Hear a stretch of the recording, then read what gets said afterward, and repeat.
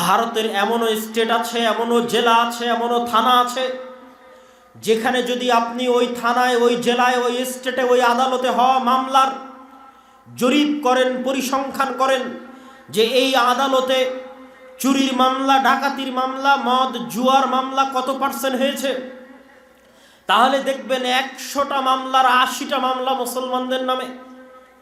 এটা মিথ্যা মামলা নয়।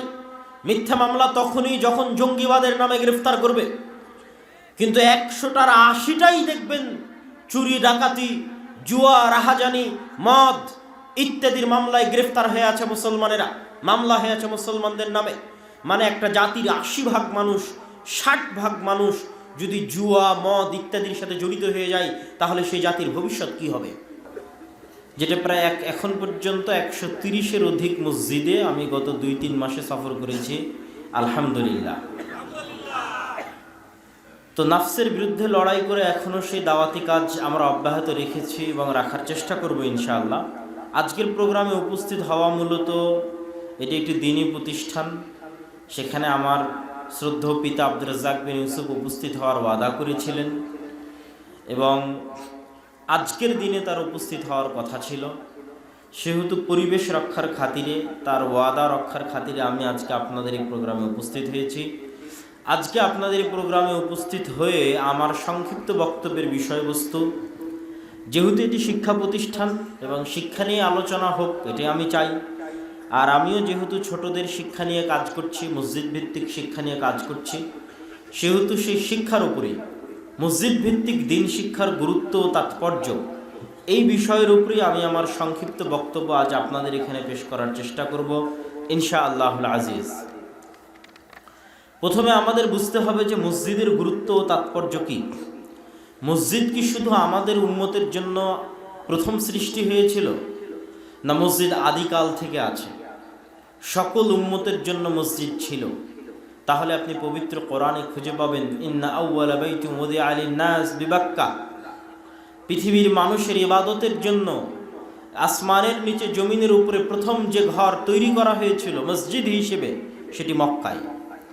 এবং বুখারীর হাদিসে রাসূলুল্লাহ সাল্লাল্লাহু আলাইহি ওয়াসাল্লাম বলছেন, আন আবি যার আল-গিফারি, আবু যার গিফারি রাদিয়াল্লাহু তাআলা আনহু থেকে বর্ণিত, তিনি বলেন, আমি রাসূল সাল্লাল্লাহু আলাইহি ওয়াসাল্লামকে জিজ্ঞেস করেছিলাম যে আইয়ুল মসজিদ, কোন মসজিদ পৃথিবীতে সর্বপ্রথম নির্মিত হয়েছে? রাসূলুল্লাহ সাল্লাল্লাহু আলাইহি ওয়াসাল্লাম উত্তরে বলেছেন বাইতুল্লাহ বা আল মসজিদ আল হারামের কথা। আমি জিজ্ঞেস করলাম সুম্মা আইয়ু, তারপর কোন মসজিদ? তিনি বললেন আল মসজিদুল আকসা, দূরবর্তী মসজিদ। দূরবর্তী মসজিদ তথা মক্কা থেকে দূরে 1500 কিলোমিটার দূরে ফিলিস্তিনের জেরুজালেমে অবস্থিত মসজিদে আকসা। আমি বললাম কাম বাইনাহুমা, এই দুই মসজিদের মধ্যে পার্থক্য কত বছরের? তিনি বললেন 40 আম, 40 বছরের ব্যবধান। তো আমার যে বিস্তারিত বক্তব্য আছে ফিলিস্তিনের উপরে, যে বিস্তারিত আলোচনা আছে জেরুজালেমের উপরে, সেখানে আমি ধারাবাহিকভাবে পেশ করেছি যে কিভাবে মসজিদে আকসার সাথে এক একজন নবীর জীবন সম্পৃক্ত। মসজিদে আকসা বা জেরুজালেমের সাথে কিভাবে ইব্রাহিম, লূত, ইব্রাহিমের সন্তান ইসহাক, ইয়াকুব, ইউসুফ এবং তাদের পরবর্তীতে মুসা, হারুন, ইউশা বিন নুন, তাদের পরবর্তীতে দাউদ, সুলাইমান, তাদের পরবর্তীতে ঈসা, ইয়াহইয়া, জাকারিয়া, তাদের সকলের জীবনে কিভাবে মসজিদ আকসা প্রভাব রেখে গেছে, তা আমি সেই সমস্ত বক্তব্যগুলোতে বিস্তারিত এবং বিশদ বিবরণ দেওয়ার চেষ্টা করেছি। ওই বিশদ এবং বিস্তারিত বিবরণের সারমর্ম হিসেবে দুটি লাইন যদি আপনাদের সামনে বলি, যে আল্লাহ সুবহানাহু তাআলা ইব্রাহিম আলাইহিস সালাতু ওয়াস সালামের পরবর্তী বংশে নবুয়তকে সীমাবদ্ধ করে দিয়েছেন। জাআলান নবুওয়াহ, নবুয়তকে সীমাবদ্ধ করে দিয়েছেন ইব্রাহিম এবং তার পরবর্তী বংশধরের মধ্যে। তো সেই ইব্রাহিমের 2 সন্তানকে আল্লাহ মানুষ করেছেন 2 মসজিদের পাশে রেখে। ইব্রাহিমের এক সন্তান ইসমাইলকে আল্লাহ রেখে দিয়েছেন মক্কার কাবার পাশে, আর ইব্রাহিমের আরেক সন্তান ইসহাককে আল্লাহ সুবহানাহু ওয়া তাআলা রেখে দিয়েছেন জেরুজালেমের মসজিদে আকসার পাশে। এবং ঈসা আলাইহিস সালামের আগমনের আগ পর্যন্ত ইসহাকের সন্তানেরা মসজিদ আকসার খেদমত করত, আর মুহাম্মদ সাল্লাল্লাহু আলাইহি ওয়াসাল্লামের আগমনের পূর্ব পর্যন্ত ইসমাইলের সন্তানেরা বাইতুল্লাহ মসজিদে হারামের খেদমত করত। এই সারমর্ম বাক্য দিয়ে আমি এটি বুঝাতে চাচ্ছি যে মসজিদ শুধু আমাদের সময় বা আমাদের দিনে বা আমাদের ধর্মের জন্য নয়, বরং অতীতের সকল নবীর সম্পর্ক ছিল মসজিদের সাথে, এবং মসজিদের সাথে সম্পর্ক রক্ষার মাধ্যমেই আল্লাহ সুবহানাহু ওয়া তাআলা ইব্রাহিমের পরিবারকে আদর্শ পরিবার হিসেবে গড়ে তুলেছিলেন। সম্মানিত উপস্থিতি, এই মসজিদ মাল্টিফাংশনাল, তথা মসজিদের শুধু একটি কাজ নয়। আজকে যে মোবাইল বা যে ক্যামেরাগুলো সামনে দেখতে পাচ্ছেন, এই মোবাইলে আপনি ক্যালকুলেটরও চালান, এই মোবাইলে আপনি টর্চ লাইটও ব্যবহার করেন, এই মোবাইলে আপনি ফোন দিয়ে কথাও বলেন, এই মোবাইলে আপনি মেসেজ আদান প্রদান করেন, আবার মোবাইল দিয়ে ভিডিও করছেন। তাহলে কতগুলো কাজ একটা মোবাইল দিয়ে হচ্ছে। রাসূলুল্লাহ সাল্লাল্লাহু আলাইহি ওয়াসাল্লাম তার সমাজ ব্যবস্থায়, তার রাষ্ট্র ব্যবস্থায় মসজিদকে সেই জায়গায় নিয়ে গেছিলেন যে মসজিদের ফাংশন হবে মাল্টিফাংশনাল। অগণিত অসংখ্য কাজে মসজিদ তার ভূমিকা রাখবে। রাষ্ট্রীয় কাজে মসজিদ তার ভূমিকা রাখবে, সামাজিক কাজে মসজিদ তার ভূমিকা রাখবে, জ্ঞানের কাজে মসজিদ তার ভূমিকা রাখবে, ইবাদতের কাজে মসজিদ তার ভূমিকা রাখবে, সামাজিক রীতিনীতি কৃষ্টি কালচারের কাজে মসজিদ তার ভূমিকা রাখবে। মসজিদকে তিনি নিয়ে গেছেন মাল্টিফাংশনাল। একটা মসজিদে শুধু একটি কাজ হবে না, বরং মসজিদকে কেন্দ্র করে সমাজ ঘুরতে থাকবে। সমাজের সকল কাজ ওই মসজিদকে কেন্দ্র করে এবং মসজিদের ইমামকে কেন্দ্র করে আবদ্ধ হতে থাকবে। দুঃখজনক হলেও সত্য, আপনারা বিশ্বাস করেন আর নাই করেন, ইহুদিরা আল্লাহ সুবহানাহু ওয়া তাআলা তাদের এই বিষয়ের নিন্দা করেছে, কিন্তু নিন্দা করলেও ওটার সামান্য এবং অল্প বা ইনসাফের অংশটা কল্যাণকর। আল্লাহ কি নিন্দা করেছে কোরআনে ইহুদিদের? আল্লাহ নিন্দা করেছে যে ইত্তাখাযু আহবারাহুম ওয়া রুহবানাহুম আরবাবাম মিন দুনিল্লাহ, যে ইহুদিরা তাদের আলেম, তাদের রাবাই, তাদের পাদ্রীদেরকে আল্লাহ বানিয়ে নিয়েছে। আল্লাহ কোরআনে বলছেন ইহুদিরা তাদের রাবাই, তাদের পাদ্রী, তাদের আলেমদেরকে তাদের আল্লাহ রব বানিয়ে নিয়েছে। আজকেও যদি আপনি কোনো ইহুদি সমাজ ব্যবস্থা দেখেন, একটা ইহুদি যদি রেস্টুরেন্টে যান, তাহলে রেস্টুরেন্টে চাকরির জন্য কয়েকটা পদ আছে। যেমন রেস্টুরেন্টের ওয়েটারের একটা পদ আছে, রেস্টুরেন্টের হিসাব রক্ষকের একটা পদ আছে, রেস্টুরেন্টে থালি বাসন মাজবে তার একটা পদ আছে, রেস্টুরেন্টে রান্না করবে বাবুর্চি তার একটা পদ আছে। এখন আপনি যদি ইহুদি রেস্টুরেন্টে যান তাহলে নতুন আর একটা পদ পাবেন, সেটা হচ্ছে প্রত্যেক ইহুদি রেস্টুরেন্টে একজন আলেম থাকবে, ইহুদিদের আলেম। ওই ইহুদির আলেমের হাত দিয়ে প্রথম চুলাটা জ্বলবে, ওই ইহুদি আলেমের হাত দিয়ে জবাই হবে, ওই ইহুদি আলেমের হাত দিয়ে রান্নার স্টার্টিংটা হবে। আমি তাদের সমাজ ব্যবস্থার কথা বলছি। কিন্তু তারা এই জিনিসটাকে, তথা তাদের নিজস্ব আলেম, রাবাই এবং পাদ্রীদেরকে কোথায় নিয়ে গেছে? যেটা আল্লাহ নিন্দা করছেন যে তারা রব বানিয়ে নিয়েছে।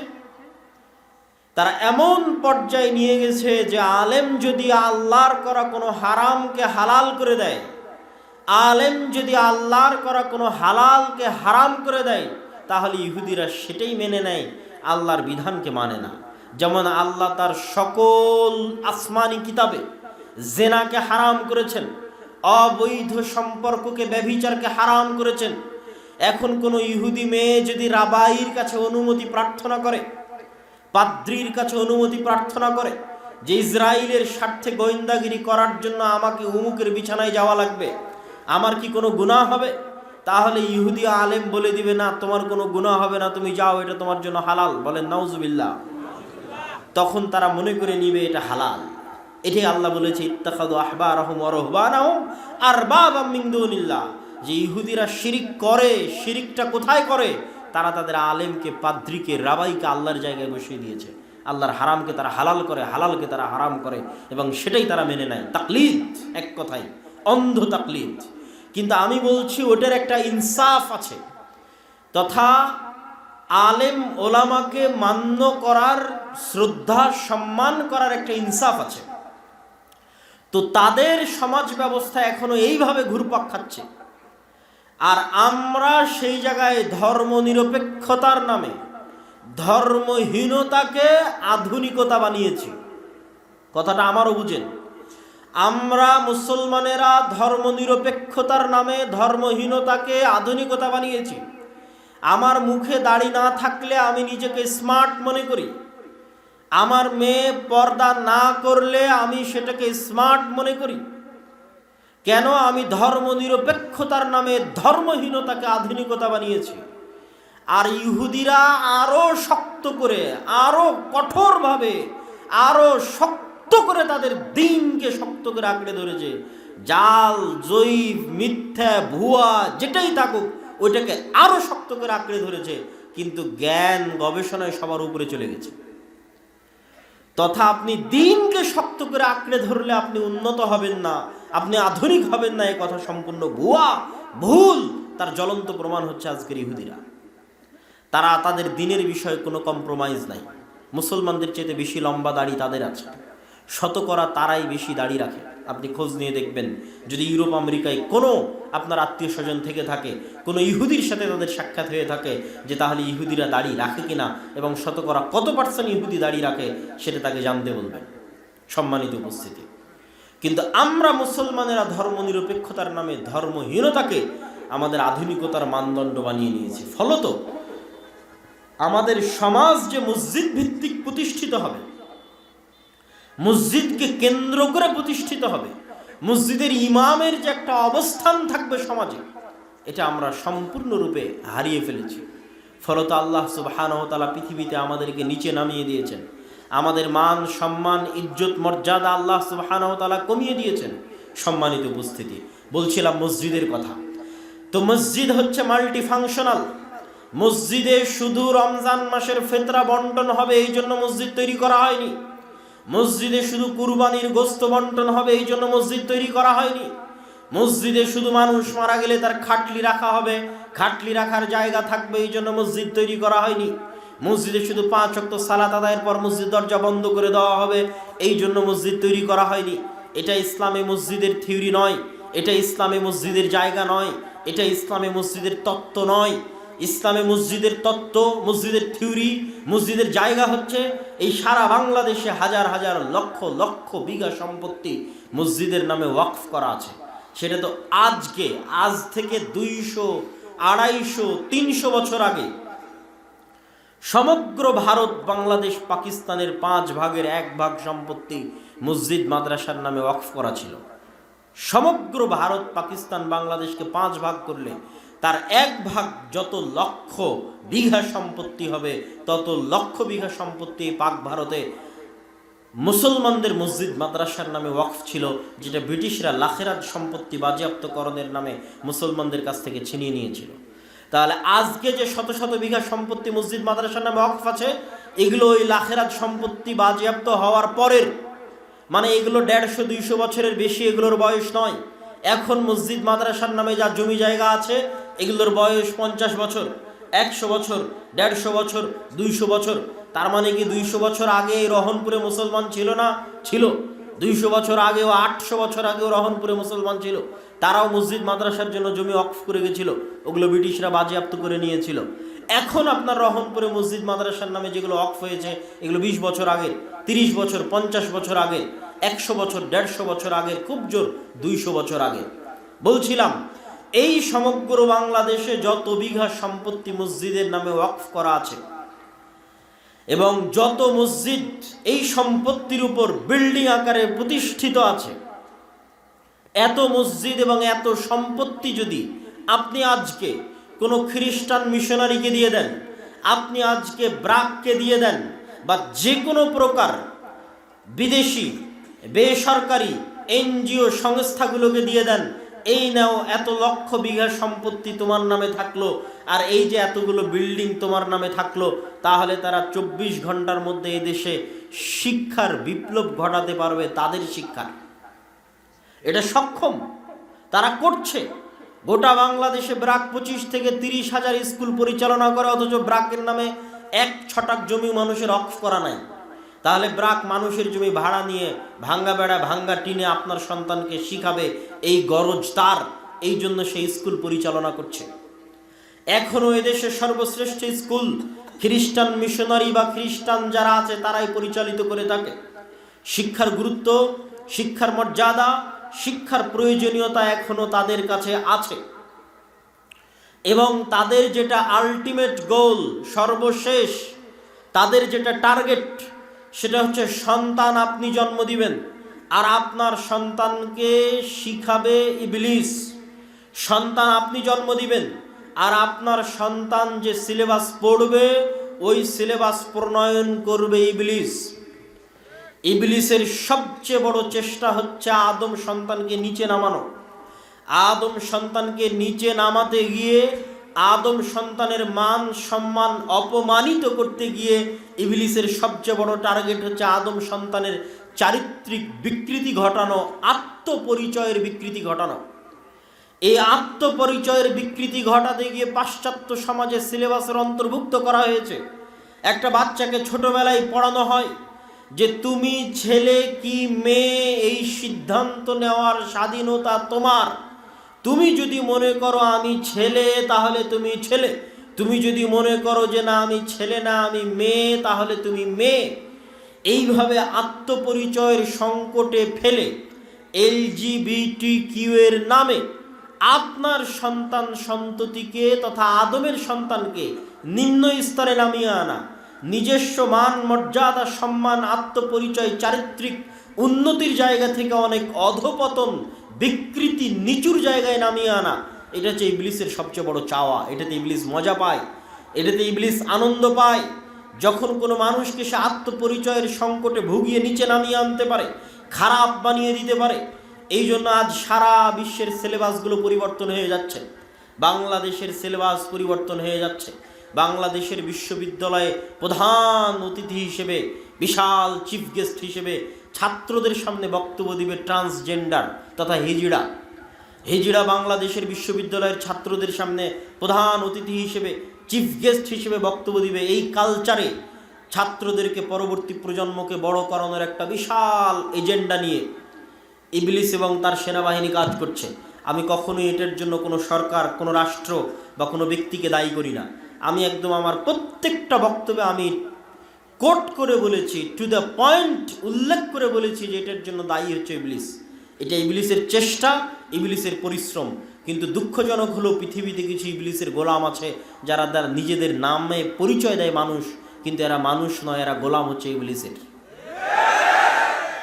এই সমস্ত ইবলিসের গোলাম, ইবলিসের দালাল এবং ইবলিসের লেসপেন্সারেরা আমার এবং আপনার সন্তানের ভবিষ্যৎ, চারিত্রিক উন্নতি, আত্মপরিচয়, মুসলমানিত্বের পরিচয়কে নষ্ট করার জন্য সমগ্র পৃথিবীর মুসলিম বিশ্বে, মুসলিম দেশে সিলেবাস পরিবর্তন করছে। তারই ধারাবাহিকতায় বাংলাদেশের সিলেবাসও পরিবর্তন হয়েছে এবং বাংলাদেশের সিলেবাসে সবচেয়ে দুঃখজনক, সবচেয়ে কষ্টদায়ক যে বিষয়টি অন্তর্ভুক্ত হয়েছে, যেটা ভাবলে শরীর শিউরে ওঠে, যেটা ভাবলে মনে হয় যে আমাদের পূর্বপুরুষরা কি লক্ষ্য নিয়ে, কি উদ্দেশ্য নিয়ে, কি আশা নিয়ে এই মানচিত্র আমাদেরকে দিয়ে গেছিলেন, সেটার সাথে আমরা কতটা বেঈমানি এবং কতটা নিমক হারামি করেছি এবং করছি, সেটা ভাবলে আফসোস হয় এবং গা শিউরে ওঠে। একটা হচ্ছে হারামেরও একটা লেভেল আছে, হারামের একটা কোয়ালিটি আছে। মানুষ যদি কোনো হারাম গুনাহ গোপনে করে, আল্লাহ সুবহানাহু তাআলা সেই গুনাহ ক্ষমা করে দেওয়ার সম্ভাবনা বেশি, কেননা সেই গুনাহটা গোপন রেখেছে, মানুষের সামনে গল্প করেনি এবং অন্যের গুনাহ আরেকজনের সামনে ফাঁস করেনি, জানিয়ে দেয়নি। নিজের গুনাহ গোপন রেখেছে, আল্লাহ তার গুনাহ ক্ষমা করে দিবেন দ্রুত এবং তাড়াতাড়ি, সম্ভাবনা বেশি। কিন্তু মানুষ যদি গুনাহ প্রকাশ্যে করে, আলানিয়াহ করে, এবং শুধু প্রকাশ্যে নয়, সেই গুনাহকে যদি মানুষ সিলেবাসের অন্তর্ভুক্ত বানিয়ে দেয় যে প্রত্যেক মুসলমানের সন্তানকে স্কুলে ভর্তি হওয়া মানেই তাকে নাচ শিখতে হবে, প্রত্যেক মুসলমানের সন্তান স্কুলে ভর্তি হওয়া মানেই তাকে গান শিখতে হবে, এই যে একটা গুনাহকে সমাজের এমন একটা লেভেলে নিয়ে যাওয়া যে একটা সিলেবাসের অন্তর্ভুক্ত করে দেওয়া প্রকাশ্যে আলানিয়া, এটা আল্লাহ সুবহানাহু তাআলার গজব আসার কারণ এবং মাধ্যম হয়ে যেতে পারে।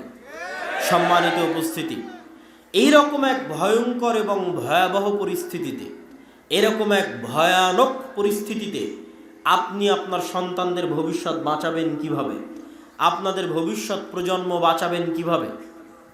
আপনাদের মনে রাখতে হবে, আমাদের আদি পুরুষ, আমাদের বাপ দাদা যারা চলে গেছেন আজ থেকে 100 বছর আগে, 150 বছর আগে, ব্রিটিশরা যখন এদেশের শিক্ষা ব্যবস্থা তাদের হাতে নিয়ে নিয়েছিল, তখন তারা আমাদের পরবর্তী প্রজন্মকে রক্ষার জন্য মক্তব গড়ে তুলেছিলেন, মসজিদগুলোকে দুর্গ হিসেবে কাজে লাগিয়েছিলেন। যে ব্রিটিশদের শিক্ষা ব্যবস্থায় আমাদের সন্তানেরা পড়ার আগে, ব্রিটিশদের শিক্ষা ব্যবস্থায়, ব্রিটিশদের সিলেবাসে আমাদের সন্তানেরা মানুষ হওয়ার আগে মসজিদে তারা আমাদের দ্বীন শিখে যাবে, এই লক্ষ্য, এই টার্গেট নিয়ে তারা মসজিদে মসজিদে মক্তব প্রতিষ্ঠা করেছিলেন ব্রিটিশ আমলে। আজ আবার সেই দিন ফিরে এসেছে, আজ আবার সেই যুগ ফিরে এসেছে। আজ যদি আপনারা মসজিদে মসজিদে মক্তব প্রতিষ্ঠা না করেন, প্রত্যেক মুসলমানের সন্তানের মৌলিক দ্বীন শিক্ষার ব্যবস্থা নিশ্চিত না করেন, আমি মনে করি এটা এখন ফরজ। এটা হচ্ছে মাসলিহাতান নাস, উম্মাহ মুসলিমার মাসলিহার জন্য, স্বার্থ রক্ষার জন্য প্রত্যেক মসজিদ কমিটির উপর ফরজ, প্রত্যেক এলাকার মানুষের উপর ফরজ যে তারা নিজ নিজ মসজিদে মক্তব শিক্ষা ব্যবস্থাকে চাঙ্গা করবে, শক্তিশালী করবে। কেমন শক্তিশালী করবে, কেমন চাঙ্গা করবে? যেমন তার মসজিদের অবকাঠামো শক্তিশালী আছে, তার চেয়ে বেশি শক্তিশালী করবে তার মসজিদের দ্বীন শিক্ষার ব্যবস্থাকে। আমি এই 130টা মসজিদ সফর করে এমনও মসজিদ দেখেছি যেই মসজিদে এসি আছে, যেই মসজিদে টাইলস আছে, যেই মসজিদে ছাদ ঢালাই দেওয়া আছে, মসজিদে ফ্যান আছে, লাইট আছে, কিন্তু মসজিদে মুসলমানের সন্তানের দ্বীন শিক্ষার, কোরআন শিক্ষার ন্যূনতম ব্যবস্থা নাই। তখন আফসোসে, কষ্টে, দুঃখে আমি তাদেরকে বলতে বাধ্য হয়েছি যে আপনাদের এই মসজিদে মক্তব চালু করা, কোরআন শিক্ষার ব্যবস্থা করা এতখানি ফরজ। যদি আপনাদের অর্থের সংকট হয়, টাকার সংকট হয়, তাহলে মসজিদের এসি খুলে বাজারে বিক্রি করে মক্তব চালু করেন। যদি আপনার মসজিদে টাকার সংকট হয়, অর্থের সংকট হয়, তাহলে মসজিদের টাইলসগুলো খুলে বাজারে বিক্রি করে মসজিদে দ্বীন শিক্ষার ব্যবস্থা করেন। মসজিদের ফ্যান লাইট খুলে বাজারে বিক্রি করে মসজিদে দ্বীন শিক্ষার ব্যবস্থা করেন। উন্নতি মানে জ্ঞানে উন্নতি, উন্নতি মানে শিক্ষায় উন্নতি, উন্নতি মানে কখনো বিল্ডিংয়ে উন্নতি নয়, উন্নতি মানে কখনো রাস্তাঘাট ব্রিজ কালভার্টে উন্নতি নয়। যদি রাস্তাঘাট ব্রিজ কালভার্টে উন্নতি হতো তাহলে আজকে দুবাই পৃথিবী শাসন করত, তাহলে আজকে সৌদি পৃথিবী শাসন করত। কিন্তু দুবাই সৌদি পৃথিবী শাসন করে না, পৃথিবী শাসন করে আমেরিকা এবং ইউরোপ। কেন? আমেরিকা ইউরোপের দুবাইয়ের মতো বুর্জ খলিফা না থাকলেও আমেরিকা এবং ইউরোপের অক্সফোর্ড আছে, ক্যামব্রিজ আছে, জ্ঞান বিজ্ঞান এবং গবেষণায় বিশ্বের সর্বোচ্চ স্থানে মুসলমানদের চাইতে 500 বছর এগিয়ে আছে। আমি তাদের প্রশংসা করার জন্য নয়, আমি তাদেরকে উপরে ওঠানোর জন্য নয়, এবং ঈমানওয়ালা মুসলমানদের ছোট করার জন্য নয়। কেননা ঈমানের মূল্য সকল কিছুর উপরে। ঈমান মানুষকে জান্নাতে নিয়ে যেতে পারে, কিন্তু আজ মুসলমানদের অধঃপতনের কারণ আর তাদের পৃথিবী শাসনের কারণ এটা নয় যে আল্লাহ তাদের উপর দয়া করেছে, কারণ এটা যে মুসলমানেরা সেই যোগ্যতা হারিয়েছে, সেই চেষ্টা মুসলমানেরা করেনি, আর সেই চেষ্টা তারা করেছে। আর উদাহরণ অসংখ্য, অহরহ, অগণিত উদাহরণ আমি আপনাকে দিতে পারবো। সম্মানিত উপস্থিতি, উদাহরণ দিতে গিয়ে আমি 2 বা 3টে উদাহরণ সব জায়গায় দিয়ে থাকি। তার একটা উদাহরণ নেন, ভূমধ্য সাগর নামে পৃথিবীতে একটা সাগর আছে, যেই সাগরের এক পাশে হচ্ছে লিবিয়া, এক পাশে হচ্ছে মরক্কো, এক পাশে হচ্ছে আলজেরিয়া। লিবিয়া, মরক্কো, আলজেরিয়া এগুলো হচ্ছে ভূমধ্য সাগরের এক পাড়ে। আর ভূমধ্য সাগরের আর এক পাড়ে, ভূমধ্য সাগরের উত্তর পাড়ে হচ্ছে ইতালি, স্পেন, ফ্রান্স, গ্রিস ইত্যাদি রাষ্ট্রগুলো। সারা মুসলিম বিশ্বের বিভিন্ন দেশ থেকে শত শত মুসলমান যুবক অবৈধ পন্থায় এই লিবিয়ার সমুদ্র বন্দরে একত্রিত হয় অবৈধভাবে ইউরোপে প্রবেশ করার জন্য। অসংখ্য বাংলাদেশি যুবক আছে যারা দুবাইয়ের ভিসা নিয়ে এখান থেকে দুবাই গেছে, দুবাই থেকে লিবিয়ার ভিসা নিয়ে লিবিয়া গেছে, লিবিয়া থেকে মরুভূমির মধ্যে দিয়ে দালালের হাত ধরে এই সমুদ্র বন্দরে গেছে। ওই সমুদ্র বন্দর থেকে রাতের অন্ধকারে রাত 12টার সময় একটা নৌকা ছাড়ে প্রত্যেক দিন, প্রতিনিয়ত। যে নৌকাগুলো বাতাস দিয়ে ফুলানো থাকে, রোহিঙ্গারা তাও কাঠের নৌকা এসেছিল, বাতাস দিয়ে ফুলানো ওই নৌকায় 300-400 জন আরোহী আরোহণ করে। এই 300-400 জন আরোহীর 300-400 জনই মুসলমান। সারা বিশ্বের মুসলমানদের করুণ চিত্র এই একটা ছবিতে, একটা পিকচারে আপনি দেখতে পাবেন। সবই মুসলমান, তাদের জীবনের টার্গেট এখন দুটাই, হয় এই নৌকা ভূমধ্য সাগরে ডুবে তারা মারা যাবে, মৃত্যুবরণ করবে, আর না হয় ইতালি, ফ্রান্স, স্পেন, জার্মানির কোনো কোস্টগার্ড, কোনো সীমান্তরক্ষী, সমুদ্ররক্ষী বাহিনী তাদেরকে আশ্রয় দিবে, শরণার্থী হিসেবে আশ্রয় দিবে। শরণার্থী হিসেবে আশ্রয় দেওয়ার পর অবৈধভাবে তাদের যাত্রা শুরু হওয়ার পর তারপরে একটা সময় গিয়ে তারা পাসপোর্ট, বৈধ লিগ্যাল ডকুমেন্টের তারা অধিকারী হবে, এবং তারা ওই ইউরোপ এবং আমেরিকার দেশে গিয়ে হয় ট্যাক্সি ড্রাইভার, না হয় দোকানদার, না হয় রেস্টুরেন্টের ওয়েটার, আর না হয় কেয়ার হোমের জব, এই সমস্ত কার্যক্রমে, এই সমস্ত চাকরিতে তারা যুক্ত হবে। আমি কখনোই আমার ওই সমস্ত ভাইকে আমি ছোট করে কথা বলছি না, বা মধ্যপ্রাচ্যের দেশে আমাদের যে সমস্ত ভাইয়েরা লেবারি করে তাদেরকে ছোট করে কথা বলছি না। আমাদের এই ভাগ্যের জন্য আমরাই দায়ী, কেননা আমরা কোনোদিন পড়াশোনা এবং শিক্ষার গুরুত্ব দেইনি। যারা বৈধ পন্থাতেও যাচ্ছে এই সমস্ত দেশ থেকে, তাদেরও টার্গেট থাকে না যে তারা বৈধ পন্থায় গিয়ে বিশ্ববিদ্যালয়ের টিচার হবে, ইউরোপ আমেরিকায় গিয়ে বিশ্ববিদ্যালয়ের টিচার হবে, মেডিকেলের প্রফেসর হবে, বা বিজ্ঞান গবেষণা ইনস্টিটিউটে গবেষক হবে, এরকম টার্গেট থাকে না। তাদেরও টার্গেট থাকে তারা কোনো মতে ইউরোপ আমেরিকায় গেলে হয় রেস্টুরেন্টের ওয়েটার হবে, না হলে ট্যাক্সির ড্রাইভার হবে, না হলে কেয়ার হোমের জব করবে। এই তাদের লক্ষ্য উদ্দেশ্য। কেন? তাদের শিক্ষাগত যোগ্যতা নাই, তাদেরকে শিক্ষাগত যোগ্যতা দেওয়া হয়নি। আর কেনই বা রাষ্ট্র, কেনই বা সরকার তাদেরকে শিক্ষা দিবে? কেন সরকার চাইবে না তাদেরকে শিক্ষা দিতে? তারও কারণ আপনাকে বলে দিচ্ছি। শিক্ষা মানুষকে আত্মমর্যাদা দেয়, শিক্ষা মানুষকে আত্মসম্মান দেয়। যখন মানুষ আত্মমর্যাদা এবং আত্মসম্মান পায়, তখন মানুষ আর গোলামি করে না, তখন মানুষ 10 টাকা 5 টাকার সামনে বিক্রি হয় না। কিন্তু যখন মানুষের কাছে শিক্ষা থাকে না, যখন মানুষ মদখোর হয়, জুয়াখোর হয়, গাঞ্জাখোর হয়, তখন তাকে 5টা টাকা দিয়ে বলতে পারবেন ওকে মেরে দাও, 5টা টাকা দিয়ে বলতে পারবেন অমুক গাড়িতে আগুন দাও, 5টা টাকা দিয়ে বলতে পারবেন অমুক বাসে আগুন দাও, তখন সে বিক্রি হয়ে যাবে। সম্মানিত উপস্থিতি, আর ক্ষমতা ধরে রাখার জন্য, ক্ষমতা টিকিয়ে রাখার জন্য আমার এরকম 5টা 10টা মদখোর, গুন্ডা, জুয়াখোর, গাঞ্জাখোর দরকার, শিক্ষিত লোকের দরকার নাই। তাহলে যেহেতু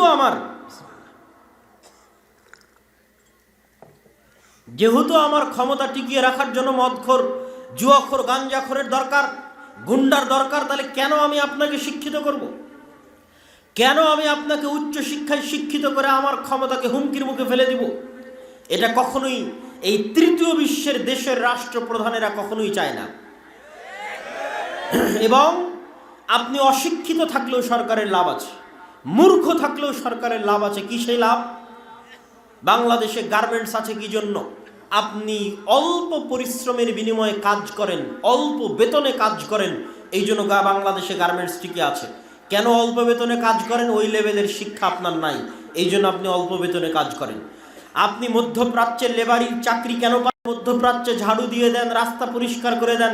পৃথিবীর আর কোনো জাতি অত অল্প বেতনে কাজ করে না, এই জন্য আপনি মধ্যপ্রাচ্যের ভিসা পাচ্ছেন। তাহলে আপনি অশিক্ষিত হলেও, মূর্খ হলেও বিদেশে গিয়ে আপনি দেশের জন্য রেমিটেন্স পাঠাচ্ছেন, গার্মেন্টসে চাকরি করে আপনি দেশের জন্য রেমিটেন্স আনছেন। তাহলে আপনাকে শিক্ষিত করে আমার লাভ কি? একে তো আপনাকে মূর্খ রাখাই, অশিক্ষিত রাখাই, আপনাকে আমি টাকার বিনিময়ে ক্রয় করে নিতে পারছি, আর দ্বিতীয়ত আপনার মাধ্যমে আমার দেশে রেমিটেন্সও আসতেছে। সম্মানিত উপস্থিতি, কি বলছিলাম সারা বিশ্বে মুসলমানদের শিক্ষার ভয়াবহ অবস্থার কথা। ইউরোপ আমেরিকার অবস্থা তুলে ধরলাম, বাংলাদেশের মুসলমানদের অবস্থা তুলে ধরলাম। ভারতের এমনও স্টেট আছে, এমনও জেলা আছে, এমনও থানা আছে, যেখানে যদি আপনি ওই থানায়, ওই জেলায়, ওই স্টেটে, ওই আদালতে হওয়া মামলার জরিপ করেন, পরিসংখ্যান করেন যে এই আদালতে চুরির মামলা, ডাকাতির মামলা, মদ জুয়ার মামলা কত % হয়েছে, তাহলে দেখবেন 100টা মামলার 80টা মামলা মুসলমানদের নামে। এটা মিথ্যা মামলা নয়। মিথ্যা মামলা তখনই যখন জঙ্গিবাদের নামে গ্রেফতার করবে, কিন্তু 100টার 80টাই দেখবেন চুরি, ডাকাতি, জুয়া, রাহাজানি, মদ ইত্যাদির মামলায় গ্রেফতার হয়ে আছে মুসলমানেরা, মামলা হয়ে আছে মুসলমানদের নামে। মানে একটা জাতির 80% মানুষ, 60% মানুষ যদি জুয়া, মদ ইত্যাদির সাথে জড়িত হয়ে যায়, তাহলে সেই জাতির ভবিষ্যৎ কি হবে? আপনি আরব বিশ্বের মুসলমানদের অবস্থা দেখেন, মধ্যপ্রাচ্যের মুসলমানদের অবস্থা দেখেন। আল্লাহ সুবহানাহু ওয়া তাআলা তাদেরকে অঢেল সম্পদ দিয়েছে, অঢেল টাকা পয়সা দিয়েছে। পাশেই ফিলিস্তিনে প্রতিদিন লক্ষ লক্ষ, হাজার হাজার মুসলিম মা এবং বোনকে হত্যা করা হচ্ছে। সেখানে পাশেই মধ্যপ্রাচ্যের দেশগুলো ফুটবল বিশ্বকাপ আয়োজনের প্রস্তুতি নিচ্ছে, গান বাজনা আয়োজনের প্রস্তুতি নিচ্ছে, বিনোদনের প্রস্তুতি নিচ্ছে, পর্যটনের প্রস্তুতি নিচ্ছে। তাদের লক্ষ থেকে কোটি টাকা তারা বিনোদন এবং পর্যটনের জন্য ব্যয় করে দিচ্ছে। এই হচ্ছে সারা বিশ্বের মুসলমানদের অবস্থা। আপনি আপনার মসজিদের এলাকার মসজিদে চলে আসেন। আপনার এলাকার মসজিদে, ওই যে শুরু করেছিলাম এলাকার মসজিদ দিয়ে, টাইলস আছে, এসি আছে, সবই আছে, কিন্তু মসজিদে দিন শিক্ষার ব্যবস্থা নাই। আপনাদের উদ্দেশ্যে একটা প্রশ্ন করতে চাই, মসজিদের এলাকার আশেপাশের পুরো গ্রাম যদি মদখোর, জুয়াখোরে পরিপূর্ণ হয়ে যায়, তাহলে স্বর্ণের মসজিদ দিয়ে আপনি কি করবেন বলেন? স্বর্ণের মসজিদ দিয়ে আপনার কি কাজ? আর যদি মসজিদই না থাকে, ওই মসজিদের টাইলস, এসি, লাইট, ফ্যান বাজারে বিক্রি করে দিয়ে অত্র অঞ্চলের মুসলমানের সন্তানের যদি শিক্ষার ব্যবস্থা করেন, দিন শিক্ষার ব্যবস্থা করেন, মসজিদ লাগবে না, মানুষ খোলা মাঠে সালাত আদায় করবে। জুইলাত লিয়াল আরযু মাসজিদা, আমার জন্য পুরো পৃথিবীকে মসজিদ বানিয়ে দেওয়া হয়েছে। সম্মানিত উপস্থিতি, এই জন্য মসজিদ ভিত্তিক দিন শিক্ষার গুরুত্ব। আমি আপনাকে আরও এক ধাপ এগিয়ে বলি, ইউরোপিয়ান এবং আমেরিকানরা কিভাবে চিন্তা করে, তাদের চিন্তাটা আপনার সাথে শেয়ার করি। যে আপনি যদি আজকে আপনার মসজিদের কমিটির সদস্য করে দেন 5 জন ইউরোপিয়ানকে, 5 জন আমেরিকানকে, তাহলে তারা কি করবে? তারা আপনার মসজিদের প্রথম মিটিংয়ে যদি দেখে যে আপনার মসজিদের ফান্ডে টাকা আছে 10 টাকা, তাহলে 10 টাকার 5 টাকা আগে শিক্ষায় ব্যয় করবে। 10 টাকার 5 টাকা আগে কোথায় ব্যয় করবে? শিক্ষায় ব্যয় করবে। এই একটা জিনিস তারা খুব ভালো বোঝে, একটা জিনিস তারা তাদের রক্তের সাথে মিশে গেছে। আপনি বাসে উঠলে দেখবেন মানুষ বই পড়তেছে, ট্রেনে উঠলে দেখবেন মানুষ বই পড়তেছে, পার্কে গেলে দেখবেন মানুষ বই পড়ছে, অথচ সে অমুসলিম, অথচ সে মুমিন নয়, তার অন্তরে ঈমান নাই, তার গায়ে কাপড় নাই, সে বেপর্দা অবস্থায় আছে, কিন্তু তার হাতে বই আছে। আর পুরো বাংলাদেশ ঘুরেন, আপনি কোথায় দেখবেন যে বই আছে? চলমান যে সিলেবাস, এই সিলেবাসে তো বইকে আরো বাদ দেওয়া হয়েছে। সম্পূর্ণ 10, 15, 20 বছর পর যেন আর বাংলাদেশে এই চলমান যে সিলেবাস ছিল, এই সিলেবাসে যে কয়েকটা ডাক্তার অন্তত তৈরি হতো, যে কয়েকটা ইঞ্জিনিয়ার অন্তত তৈরি হতো, যে কয়েকটা বিজ্ঞানী অন্তত তৈরি হতো, যে কয়েকটা ভালো শিক্ষক, প্রফেসর, ডক্টরেট ডিগ্রিধারী গবেষক অন্তত তৈরি হতো, আজ থেকে 10, 15, 20 বছর পর যেন আর ডাক্তারও তৈরি না হয়, আর ইঞ্জিনিয়ারও তৈরি না হয়, আর এরকম গবেষক, শিক্ষক, প্রফেসরও তৈরি না হয়, তার ব্যবস্থা হয়ে গেছে। তখন আর বিদেশে যাওয়া লাগবে না চিকিৎসা করতে। দেখবেন বাংলাদেশের সব মেডিকেলে চাকরি করছে বিদেশিরা। দেশের ডাক্তারই নাই তো কি করবে? তখন ওই যেমন পদ্মা সেতুতে আমাদের ইঞ্জিনিয়ার নাই, সব লেবার আমরা, তো দেখবেন সব মেডিকেল ক্লিনিকের আমাদের ডাক্তার নাই। আমরা তখন আপনাদের এই রোহনপুরের মানুষ তখন ওই মেডিকেল ক্লিনিকের পরিচ্ছন্ন কর্মী, আর ডাক্তারগুলো সব বিদেশ থেকে আসছে। সব বিশ্ববিদ্যালয়ের টিচারগুলো দেখবেন বিদেশ থেকে আসছে, যে দেশের টাকা সব বিদেশে পাচার। তো 10, 15, 20 বছর পরে এই যে চলমান যে সিলেবাস, এই সিলেবাস চলতে থাকলে আর ওইভাবে আমাদের যতটুকু অন্তত শিক্ষার জায়গা ছিল, উন্নয়নের জায়গা ছিল, সেটিও আমরা হারিয়ে ফেলব। সম্মানিত উপস্থিতি, বলছিলাম আমরা তো আর সামগ্রিক পরিবর্তনটা করতে পারবো না। দেশে সেই সক্ষমতা, সেই সাধ্য আল্লাহ সুবহানাহু ওয়া তাআলা আমাদের দেয়নি, কিন্তু আমরা আমাদের জায়গা থেকে দিনের লেভেলটা অন্তত আমাদের সন্তানকে দিতে পারবো। এই জন্য আপনাদের সংকল্প হতে হবে, দৃঢ় সংকল্প হতে হবে, একজন মুসলমানের সন্তানও যেন এই বছর থেকে, আগামী বছর থেকে, জানুয়ারি থেকে স্কুলের বারান্দায় ততক্ষণ পর্যন্ত পা দিবে না যতক্ষণ না তার মসজিদে মক্তবের সিলেবাস কমপ্লিট না করেছে। এই সংকল্প, এই দৃঢ় চেতনা আপনাকে এখান থেকে নিয়ে বিদায় নিতে হবে। দেশকে স্বাধীন রাখার জন্য আপনাদের বাপদাদারা ব্রিটিশ আমলে এই চিন্তা তাদের মাথায় এসেছিল, তারা মসজিদকে কাজে লাগিয়ে আমাদের দিনকে, আমাদের ধর্মকে সুরক্ষিত করেছে। আজ স্কুলের সিলেবাস যেই জায়গায় গেছে, আপনার সন্তানের দিন এবং পরবর্তী ভবিষ্যৎ প্রজন্মকে বাঁচাতে, দেশকে বাঁচাতে, দেশের ভবিষ্যৎ জাতিকে বাঁচাতে মসজিদ ভিত্তিক দিন শিক্ষার বিকল্প নাই। আর মসজিদ ভিত্তিক দিন শিক্ষার লক্ষ্যে যদি শুধু আপনি মসজিদে কোরআন শিক্ষা দেন তাহলে হবে না। মসজিদে কোরআন শিক্ষার পাশাপাশি মৌলিক দিন শিক্ষার ব্যবস্থা রাখতে হবে। আমি আমার বক্তব্য আপনাদেরকে আরও কিছুক্ষণ বক্তব্য দীর্ঘায়িত হবে, আপনারা এলোমেলো বা উঠে যাওয়ার চেষ্টা করবেন না। তবে বক্তব্যের এই পর্যায়ে আমি একটু আহ্বান জানাবো, যারা স্বেচ্ছাসেবক আছে তারা যদি অত্র প্রতিষ্ঠানের সহযোগিতার জন্য, অত্র প্রতিষ্ঠানের দানের জন্য, আপনারা যারা এখন উপস্থিত জনগণ আছেন তাদেরকে আমি উদাত্ত আহ্বান জানাবো বক্তব্যের মধ্যে একটু বিরতি দিয়ে আমার বক্তব্য কন্টিনিউ করতে থাকবো ইনশাল্লাহ, অত্র প্রতিষ্ঠানকে সহযোগিতা করার লক্ষ্যে। অত্র বিশাল ইসলামী সম্মেলন, সকল বক্তাকে ঢাকা থেকে আনতে হয়েছে। আমরা তো প্রোগ্রাম আয়োজন করি, আমরা বুঝি আসলে একটা প্রোগ্রাম আয়োজন করতে কেমন খরচ, আর কেমনই বা কষ্ট, আর কেমনই বা টেনশন। তো আজকে এখানে যতগুলো বক্তা এখানে যাদেরকে নাম দেওয়া আছে প্রায় সবাইকে ঢাকা থেকে আনতে হয়েছে, মানে সবাইকে বিমানের টিকিট দিতে হয়েছে। সবাইকে বিমানের টিকিট দিতে হয়েছে মানে অনেক অর্থের ব্যাপার। তারপরে খাওয়া দাওয়া, যাতায়াত, প্যান্ডেল সব মিলিয়ে যেখানে অত্র অনুষ্ঠান থেকে কিছু উঠিয়ে প্রতিষ্ঠান চালানো হবে, আমার মনে হয় না সেটা সম্ভব হবে। তো তারপরেও যদি আপনাদের পক্ষে সম্ভব হয় অত্র প্রতিষ্ঠানকে সহযোগিতা করার লক্ষ্যে আপনারা আপনাদের সহযোগিতার হাত বাড়িয়ে দিবেন। আমি স্বেচ্ছাসেবকদের ভিতরে যাওয়ার অনুরোধ জানাচ্ছি, জানিয়ে আমি আমার বক্তব্য সামনে আগাচ্ছি।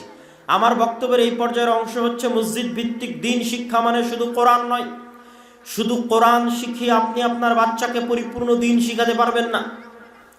পুরো বক্তব্যের একটা প্যাকেজ সিলেবাস থাকতে হবে, যে প্যাকেজ সিলেবাসের মধ্যে আপনার সন্তান কোরআনও শিখবে, আপনার সন্তান দিনের মৌলিক জ্ঞানও শিখবে।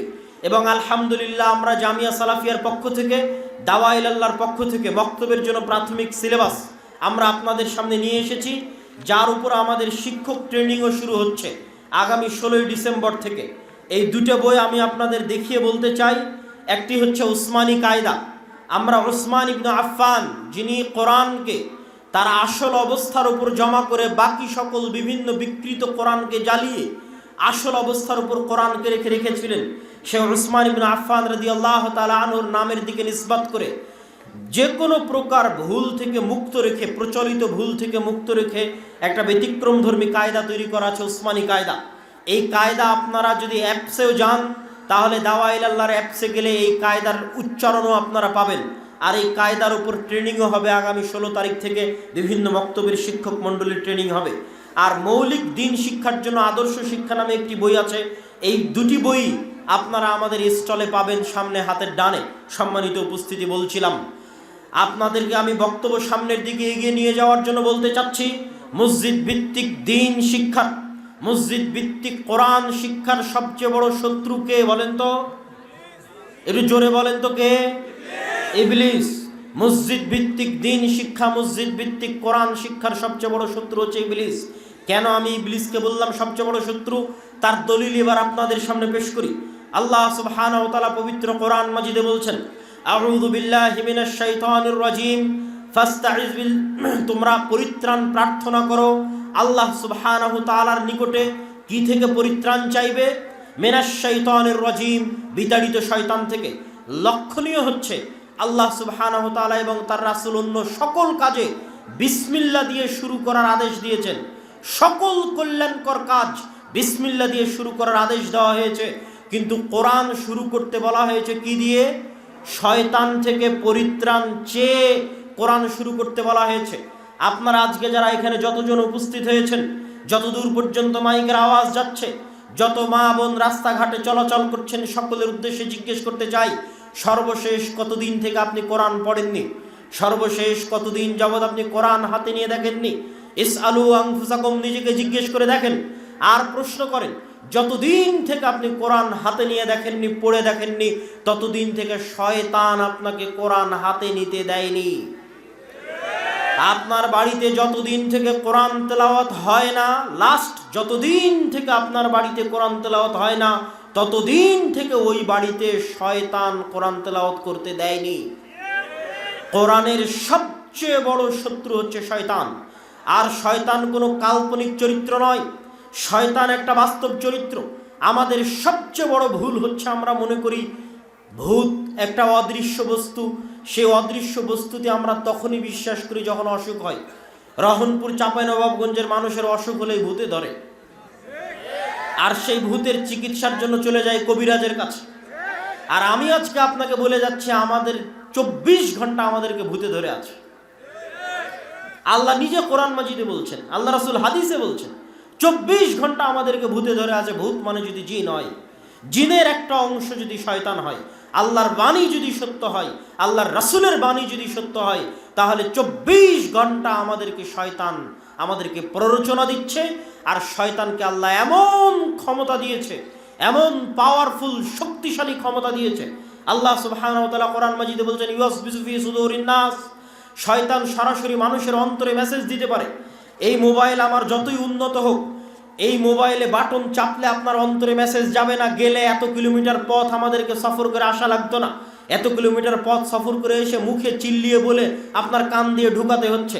মানে দুনিয়াতে এরকম কোনো যন্ত্র আবিষ্কার হয়নি যেটা মুখ দিয়ে বলা বাদে, চোখ দিয়ে পড়া বাদে, কান দিয়ে শোনা বাদে সরাসরি অন্তরে ইনস্টল করা যাবে। এরকম কিছু আবিষ্কার হয়েছে?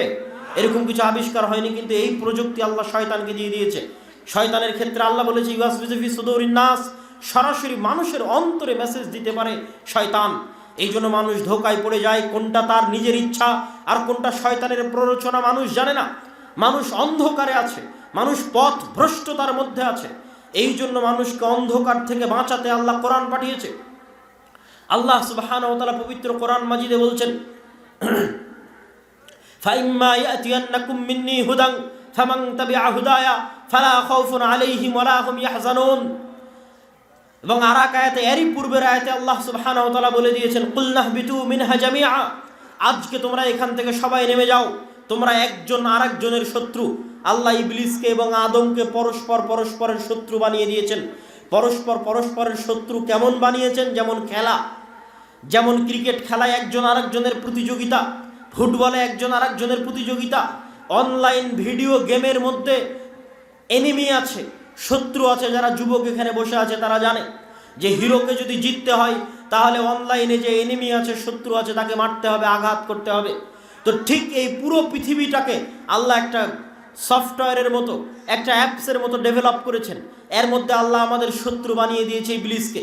আর ইবলিসকে আল্লাহ দিয়ে দিয়েছেন অ্যাটাকিং পাওয়ার, আক্রমণ করার ক্ষমতা। কত শক্তিশালী আক্রমণ করার ক্ষমতা যে ডাইরেক্ট অন্তরে মেসেজ দিতে পারবে। মানুষ গোলক ধাঁধায়, মানুষ জানেই না কোনটা তার ইচ্ছার, কোনটা শয়তানের প্ররোচনা। দ্বিতীয় আর একটা আক্রমণাত্মক ক্ষমতা আল্লাহ ইবলিসকে দিয়েছে। রাসূল সাল্লাল্লাহু আলাইহি ওয়াসাল্লাম বলছেন, ইয়াজরি মাজরাদ দাম, ইবলিস শয়তান এবং তার বাহিনী মানুষের রক্তকণিকার মধ্যে প্রবাহিত হতে পারে, মানুষের রগে রগে রক্তের মধ্যে প্রবাহিত হতে পারে, চলতে পারে শয়তান। এই ক্ষমতা আল্লাহ শয়তান এবং তার বাহিনীকে দিয়ে দিয়েছে। আরও একটা ভয়ঙ্কর কথা রাসূল সাল্লাল্লাহু আলাইহি ওয়াসাল্লাম বলে দিয়েছেন, যেমন কোনো আদম সন্তান নাই যার দুইজন বন্ধু নাই, কারিনুম মিনাল মালায়েকা ওয়া কারিনুম মিনাশ শয়তান, একটা শয়তান বন্ধু, একটা ফেরেশতা বন্ধু। তাহলে 24 ঘন্টা আমাদেরকে শয়তান ঘিরে আছে। এই 24 ঘন্টা শয়তান আমাদেরকে প্ররোচনা দিচ্ছে জাহান্নামে নিয়ে যাওয়ার জন্য। এবং শয়তানের এই ওয়াদার কথা আল্লাহ কোরআন মাজিদে তুলে ধরেছেন, ওয়ালা উদিল্লান্নাহুম ওয়ালা উমান্নিয়ান্নাহুম ওয়ালা আমুরান্নাহুম, আমি অবশ্যই আদম সন্তানকে পথভ্রষ্ট করবই করব। ফাবিমা আগওয়াইতানি লাআকুদান্নাহুম সিরাতাকাল মুস্তাকিম, আমি অবশ্যই আদম সন্তানের জন্য সিরাতে মুস্তাকিমে চলার পথে বাধা হয়ে দাঁড়াবো। আমি আদম সন্তানের সামনে থেকে বাধা দিব, পিছন থেকে বাধা দিব, ডান থেকে বাধা দিব, বাম থেকে বাধা দিব, আদম সন্তানকে সিরাতে মুস্তাকিমে চলতে দিব না। এই মর্মে আল্লাহ শয়তানের ওয়াদা কোরআন মাজিদে নকল করেছেন। সুতরাং শয়তান আছে আক্রমণাত্মক ভূমিকায়, আর আমরা মানুষ আছি ডিফেন্সে। আমাদের বাঁচার উপায় কি? ওই আয়াতি আল্লাহ কোরআন মাজিদে সূরা বাকারায় বলে দিয়েছেন, ফাইম্মায়াতিয়ান্নাকুম মিন্নী হুদান, মানুষ আদমের সন্তান, তোমাদের চিন্তা নাই, আমার পক্ষ থেকে নবী যাবে, আমার পক্ষ থেকে রাসূল যাবে, আমার পক্ষ থেকে কিতাব যাবে, আমার পক্ষ থেকে পাঠানো কিতাব, নবী এবং রাসূলের যারা অনুসরণ করবে তাদের কোনো ভয়ও নাই, তাদের কোনো দুশ্চিন্তাও নাই। তবে নবী আসার পরেও, রাসূল আসার পরেও, কিতাব আসার পরেও মানুষ পথভ্রষ্ট হয়ে যাবে। কেন? ওই যে শয়তানের আক্রমণ এত শক্তিশালী, 24 ঘন্টা আমার এবং আপনার বিরুদ্ধে লেগে আছে। ডাইরেক্ট আমার অন্তরে মেসেজ দিতে পারে, আমি তো বুঝতেই পারি না কোনটা আমার আর কোনটা তার প্ররোচনা। আমার তো ফজরের সময় ঘুমিয়ে থাকার সময় মনে হয় আমার আরামের জন্য ঘুমিয়ে আছি, কিন্তু আসলে শয়তান যে আমাকে বলছে আরেকটু ঘুমাও, ইন্নাল লাইলা লাতাবিল, নাম নাম, ঘুমাও, রাত অনেক লম্বা, এটা তো আমি বুঝতে পারি না। আমি তো ধোঁকা খেয়ে যাই। আমার তো মন বলে যে আমার শান্তির জন্য ঘুমিয়ে আছে, আমার আরামের জন্য। গান শোনার সময় আমার মনে হয় আমার আরাম আয়েশ এবং আনন্দ বিনোদনের জন্য আমি আমার চিত্ত বিনোদনের জন্য আমি গান শুনছি, আমি অশ্লীল দৃশ্য দেখছি, কিন্তু আসলে শয়তান যে আমাকে প্ররোচনা দিচ্ছে এটা তো আমাদের ব্রেনে কাজ করে না, আমাদের মনে কাজ করে না। এই জন্য আমরা ধোঁকা খেয়ে যাই, শয়তানের ষড়যন্ত্রে পা দিয়ে ফেলি। নবী আসার পরেও, রাসূল আসার পরেও, কিতাব আসার পরেও, তাহলে আদম সন্তান বাঁচবে কিভাবে? আদম সন্তানকে বাঁচানোর জন্য, জান্নাতে নিয়ে যাওয়ার জন্য আল্লাহর আর একটা চ্যালেঞ্জ আছে শয়তানের বিরুদ্ধে। এই বলে আমি আমার কোরআনের সাথে, দিন শিক্ষার সাথে শয়তানের শত্রুতার এই পর্বের আলোচনা শেষের দিকে নিয়ে যাব। সেই আল্লাহ সুবহানাহু ওয়া তাআলার সেই চ্যালেঞ্জ কি? আল্লাহ সুবহানাহু ওয়া তাআলা চ্যালেঞ্জ করেছেন শয়তানের বিরুদ্ধে যে শয়তান দিনরাত 24 ঘন্টা মানুষকে পথভ্রষ্ট করবে, মানুষের জন্ম থেকে মৃত্যু পর্যন্ত মানুষকে যত গুনাহ করাবে, মানুষকে দিয়ে যত অন্যায় কাজ করাবে। মানুষ যদি একবার জানে যে তার প্রতিপালক আছে এবং সেই প্রতিপালকের কাছে ক্ষমা চাইলে ক্ষমা পাওয়া যায়, এবং এই মর্মে যদি মানুষ আল্লাহর কাছে ক্ষমা চায়, তাহলে ইবলিস এবং তার সেনাবাহিনীর সারা জীবনের সকল চেষ্টা, রাত দিন মাটি করা সকল চেষ্টা, আল্লাহ একবারে ধুলাই মিশিয়ে আদমের সন্তানের সকল গুনাহ ক্ষমা করে দিবেন। এটা হচ্ছে আল্লাহর চ্যালেঞ্জ ইবলিস এবং তার বাহিনীর বিরুদ্ধে। তাহলে মানুষ জান্নাতে যাবে তার আমলের জোরে নয়, আল্লাহর ক্ষমা এবং আল্লাহর দয়ার জোরে। বলছিলাম কোরআনের সবচেয়ে বড় শত্রু ইবলিস এবং শয়তান কি জন্য? এই যে মানুষ যে অন্ধকারের মধ্যে আছে, মানুষকে যে শয়তান উল্লু বানিয়ে রেখেছে, পাগল বানিয়ে রেখেছে, সারা পৃথিবীর সকল মানুষকে শয়তান পাগল বানিয়ে রেখেছে। আল্লাহ সেই পাগল বানানোর কথা কোরআন মাজিদে বলেছেন, আলহাকুমুত তাকাসুর হাত্তা যুরতুমুল মাকাবির। শয়তান তোমাদের পাগল বানিয়ে রেখেছে, শয়তান তোমাদের ভুলিয়ে রেখেছে। যেমন ছোট্ট বাচ্চাকে খেলনা দিয়ে ভুলিয়ে রাখা হয় মায়ের দুধের কথা, ঠিক তেমনি আলহাকুমুত তাকাসুর, শয়তান তোমাদের ভুলিয়ে রেখেছে কি দিয়ে? তাকাসুর দিয়ে। তাকাসুর কি? দুনিয়ার চাকচিক্য, দুনিয়ার মোহমায়া, দুনিয়ার চাকচিক্য মোহমায়া দিয়ে শয়তান তোমাদের ভুলিয়ে রেখেছে। কি ভুলিয়ে রেখেছে? পৃথিবীর সবচেয়ে চিরন্তন সত্য বাস্তবতার কথা ভুলিয়ে রেখেছে, আর সেটা হচ্ছে হে আদম সন্তান তুমি একদিন মারা যাবে। এই কথা শয়তান ভুলিয়ে রেখেছে।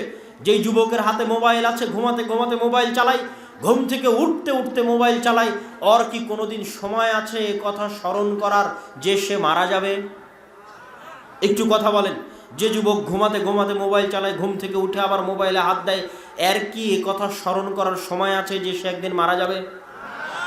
এমনভাবে দুনিয়ার জুয়া, দুনিয়ার নেশা আমাদেরকে ঘিরে ধরেছে, দুনিয়ার উন্নত প্রযুক্তি আমাদের হাতে পায়ে এমনভাবে বেড়ি বেঁধে দিয়েছে, দাসত্বের বেড়ি, পায়ে দাসত্বের বেড়ি, হাতে দাসত্বের বেড়ি, চোখে মুখে দাসত্বের বেড়ি, যা আমাদের সারা জীবনে একবারও মনে করার সময় নাই যে আমরা মারা যেতে পারি বা মারা যাব। অথচ এটাই সবচেয়ে বড় সত্য। এটার কথাই আল্লাহ কোরআনে বলছে, আলহাকুমুত তাকাসুর, শয়তান তোমাদের দুনিয়ার চাকচিক্য দিয়ে তোমাদের ভুলিয়ে রাখবে, ছোট্ট বাচ্চার মতো পাগল বানিয়ে রাখবে, উল্লু বানিয়ে রাখবে। কতক্ষণ পর্যন্ত বানিয়ে রাখবে? হাত্তা যুরতুমুল মাকাবির, যেই দিন তোমরা নিজেরাই মরে যাবে। যেদিন নিজে মরে গেছে সেই দিন দেখছে আমি তো মরে গেছি, কিন্তু নিজে মরার আগ পর্যন্ত শয়তানের এই ধোঁকা থেকে বের হতে পারে না। তার এই যে সারা পৃথিবীর মানুষকে শয়তান পাগল বানিয়ে রেখেছে, মানুষ জানে না কোনটা সত্য কোনটা মিথ্যা, মানুষ জানে না কোনটা করবে কোনটা করবে না। মানুষকে শয়তান 24 ঘন্টা প্ররোচনা দিচ্ছে, এসি কেনার জন্য লোন কর, ফ্রিজ কেনার জন্য লোন কর, মোটরসাইকেল কেনার জন্য সুদে টাকা নেই, বাড়ি করার জন্য সুদে টাকা নেই। 24 ঘন্টা মানুষকে আরাম আয়েশের জন্য, সুদে টাকা নেওয়ার জন্য শয়তান মানুষকে প্ররোচনা দিচ্ছে। তো এগুলো যে শয়তানের প্ররোচনা মানুষ জানবে কোথায়? মানুষকে গোপন রহস্য ফাঁস করে দিয়েছে একমাত্র কোরআন। না পৃথিবীর কোনো স্কুল, না কোনো কলেজ, না কোনো ইউনিভার্সিটি, না কোনো গবেষণাপত্র, না কোনো থিসিস, না কোনো পিএইচডি, একমাত্র কোরআন পৃথিবীর এই অন্ধকার রহস্যের জাল ভেদ করে দিয়েছে। ভেদ করে দিয়ে কোরআন কি বলছেন? ইন্নামাল খামরু ওয়াল মাইসির ওয়াল আনসাব ওয়াল আজলাম রিজসুম মিন আমালিশ শাইতান। খালি একটা ছোট্ট উদাহরণ দিয়ে গেলাম। আল্লাহ কোরআনে স্পষ্ট লিখে দিয়েছেন, ইন্নামাল খামর, নিশ্চয় মদ, ওয়াল মাইসির, নিশ্চয় জুয়া, ওয়াল আনসাব ওয়াল আজলাম, নিশ্চয় লটারি, নিশ্চয় মূর্তি পূজা, রিজসুম মিন আমালিশ শাইতান, শয়তানের কাজ লেখা আছে, সংবিধানে লেখা আছে, ইনস্ট্রাকশনে লেখা আছে। গেম খেলার আগে কেমনে গেমটা খেলবেন তার পথ পদ্ধতির মধ্যে লিখে দেওয়া আছে। কোন রাস্তায় গেলে এনিমি থাকবে, কোন ঘরে গেলে অস্ত্র পাবেন, তার পূর্ণ বিস্তারিত ডিটেলসের মধ্যে আল্লাহ রেখে দিয়ে গেছে। দেখো এই কাজগুলো শয়তানের কাজ, এগুলো শয়তান তোমাকে দিয়ে করাতে চাইবে। মানে আমি যদি বিড়িখোর সিগারেটখোর হই, তাহলে আমাকে বিড়ি খাওয়া সিগারেট খাওয়ার প্ররোচনা কে দেয়? শয়তান দেয়। আমি যদি মদ পান করি, তাহলে আমাকে মদ পান করার প্ররোচনা কে দেয়? আমি যদি জুয়া খেলি, লটারি খেলি, তাহলে আমাকে জুয়া এবং লটারির প্ররোচনা কে দেয়? শয়তান দেয়। এবং পৃথিবীতে মানুষ মাত্র দুই ভাগে বিভক্ত, ইবাদুর রহমান ও ইবাদুর শয়তান। রহমানের গোলাম আর শয়তানের গোলাম। আর পুরো কোরআন, পুরো হাদিস, পুরো ইসলামী শরীয়তের সারমর্ম বলে দিই আপনাকে আজকে। পুরো কোরআন, পুরো হাদিস, পুরো ইসলামী শরীয়তের সারমর্ম হচ্ছে, আল্লাহ যত নবী রাসূল পাঠিয়েছেন সব শয়তানের বিরুদ্ধে পাঠিয়েছেন, যত কিতাব পাঠিয়েছেন সব শয়তানের বিরুদ্ধে পাঠিয়েছেন। হাদিস শয়তানের বিরুদ্ধে, কোরআন শয়তানের বিরুদ্ধে, আমার নবী মুহাম্মদ সাল্লাল্লাহু আলাইহি ওয়াসাল্লাম প্রেরিত হয়েছে শয়তানের বিরুদ্ধে। আমরা যা ইবাদত করি তা শয়তানের বিরুদ্ধে, আমরা যা দোয়া পড়ি তা শয়তানের বিরুদ্ধে, আমরা যা জিকির আজকার করি তা শয়তানের বিরুদ্ধে। খালি দুই একটা উদাহরণ দিয়ে আমি আমার বক্তব্যের শেষের দিকে চলে যাব। রাসূল সাল্লাল্লাহু আলাইহি ওয়াসাল্লাম বলছেন, যখন তোমাদের মধ্যে কেউ খাদ্য গ্রহণ করে, তখন যদি বিসমিল্লাহ আল্লাহর নাম না নেয়, ইয়াকুলু মাআহু শাইতান, তাহলে তার সাথে কে খায়? শয়তান খায়। যখন তোমাদের কেউ বাড়িতে প্রবেশ করে এবং আসসালামু আলাইকুম আল্লাহর নাম না নিয়ে সালামু আলাইকুম না বলে, সালাম আল্লাহর নাম না বলে, তখন শয়তান চিৎকার করে বলে, হাযা মাবিতুকুম, এই বাড়ি তোমাদের থাকার জায়গা, ওয়া আশাউকুম, তোমাদের আড্ডা দেওয়ার জায়গা। মানে আসসালামু আলাইকুম বলে বাড়িতে প্রবেশ না করলে বাড়িতে থাকবে কে? শয়তান। আল্লাহর নবী বলছে, বাথরুমে প্রবেশ করার সময় যদি তোমরা বলো আল্লাহুম্মা ইন্নী আউযু বিকা মিনাল খুবুসি ওয়াল খাবাইস, তাহলে শয়তানের চোখ অন্ধ হয়ে যাবে, ও দেখতে পাবে না। এরকম অসংখ্য দোয়া, অগণিত দোয়া। বাড়ি থেকে বের হতে শয়তান থেকে বাঁচতে চাওয়া, ঘুমাতে গেলে শয়তান থেকে বাঁচতে চাওয়া, খাবার খেতে গেলে শয়তান থেকে বাঁচতে চাওয়া, বাড়িতে প্রবেশ করতে গেলে শয়তান থেকে বাঁচতে চাওয়া, টয়লেটে ঢুকতে গেলে শয়তান থেকে বাঁচতে চাওয়া। প্রত্যেক ধাপে ধাপে আল্লাহর নবী যত দোয়া শিখিয়ে দিয়েছে, আইনে রাসূল 2 অধ্যায় বই যদি তুবা পুস্তকালয়ের স্টলে পান, নিয়ে যাবেন। যত দোয়া আল্লাহর নবী শিখিয়ে দিয়েছে, প্রত্যেকটা দোয়া দেখবেন তিনি শয়তানের বিরুদ্ধে লাগিয়ে দিয়েছে। প্রত্যেকটা দোয়া শয়তানের বিরুদ্ধে। আপনি পুরো কোরআন পড়েন, পৃষ্ঠার পর পৃষ্ঠা উল্টাতে থাকবেন, আর দেখবেন আল্লাহ ধাপে ধাপে পদে পদে শয়তানের কথা বলছে, আর বলছে ইন্নাশ শাইতানা লাকুম আদুউম মুবিন, নিশ্চয় শয়তান তোমাদের প্রকাশ্য শত্রু। এবার আমাকে বলেন, শয়তান কাল্পনিক চরিত্র না বাস্তব? খালি কি অসুখ হলে ভূতে ধরে? না 24 ঘন্টা ভূত লেগে আছে? 24 ঘন্টা মানুষের পিছনে শয়তান লেগে আছে এবং আমাদেরকে পথভ্রষ্ট করে জাহান্নামে নিয়ে যাওয়ার চেষ্টা করছে। এটা হচ্ছে এই পৃথিবীর গেম। এই পৃথিবীর এই গেমে যদি আমরা জিততে চাই, তাহলে শয়তানের বিরুদ্ধে এই লড়াই আমাদের জিততে হবে। আর শয়তানের বিরুদ্ধে এই লড়াইয়ে জিততে হলে কোরআন ছাড়া, কোরআন বুঝা ছাড়া, কোরআন পড়া ছাড়া, কোরআন শিখা ছাড়া এবং মসজিদ ভিত্তিক দ্বীন শিক্ষা বাস্তবায়ন করা ছাড়া আর দ্বিতীয় কোনো রাস্তা নাই। অতএব যারা আজকে এখানে উপস্থিত হয়েছেন, যেখান থেকে উপস্থিত হয়েছেন, চলে যাওয়ার সময় একটা জিনিস মাথায় নিয়ে যাবেন, কেমনে জামিয়া সালাফিয়ার সাথে যোগাযোগ করে, কেমনে দাওয়া ইলাল্লাহর সাথে যোগাযোগ করে মসজিদ ভিত্তিক দ্বীন শিক্ষার সিলেবাস নিয়ে, শিক্ষক ট্রেনিং আমাদের কাছ থেকে নিয়ে আপনাদের মসজিদগুলোতে মক্তব চালু করে সেই আলোকে আপনার সন্তানকে কেমনে ভবিষ্যৎ দ্বীন শেখানোর জন্য সামনের দিকে এগিয়ে নিয়ে যাবেন, আপনাদের সামনে এই দাবি, এই দাওয়া রেখে আমি আমার আজকের সংক্ষিপ্ত বক্তব্য এখানেই শেষ করছি। আল্লাহ সুবহানাহু ওয়া তাআলা এই তোফাজ্জল হক মহিলা সালাফিয়া মাদ্রাসাকে কবুল করুক, অত্র প্রোগ্রামের যারা আয়োজক আছে তাদেরকে কবুল করুক, এবং আল্লাহ আপনারা সভাপতির বক্তব্য বা সমাপনী বক্তব্য আছে, বিশৃঙ্খলা না করে উঠে যাবেন না। আল্লাহ সুবহানাহু ওয়া তাআলা জামিয়া সালাফিয়াকে কবুল করুক, আরও যত সকল দ্বীনি শিক্ষা প্রতিষ্ঠান আছে সেগুলোকে কবুল করুক। আগামী 2 ও 7 ও 8 মার্চ সালাফি কনফারেন্স রূপগঞ্জ নারায়ণগঞ্জ, 7 ও 8 মার্চ। আর ফেব্রুয়ারির 3 তারিখ দিনাজপুর সালাফি